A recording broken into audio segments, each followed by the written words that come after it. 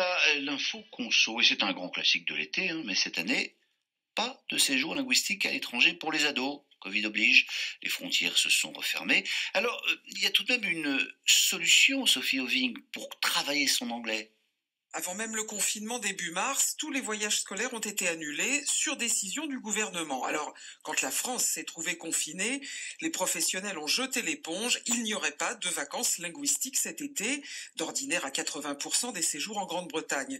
De nombreux organismes ont même fermé, selon Sandrine Bonneau de l'UNOCEL, une association qui regroupe des organisateurs de voyages.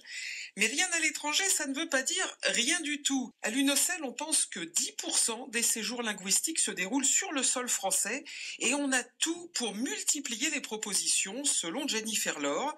Elle dirige la société qu'elle a créée il y a une douzaine d'années, Anglais in France, tout est dans le nom, et elle s'étonne, on n'utilise pas assez la communauté britannique qui vit en France, près de 700 000 personnes, alors tout particulièrement en Dordogne, mais aussi en Charente, dans la Vienne, ou en Creuse, entre autres, des Britanniques ravis d'accueillir des petits Français, en général dans leurs belles maisons rénovées.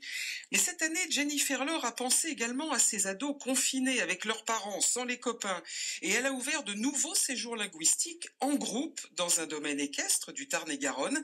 Les animateurs sont de jeunes Britanniques qui vivent à proximité. Thank you very much, Sophie Oving, spécialiste consommation sur France Info.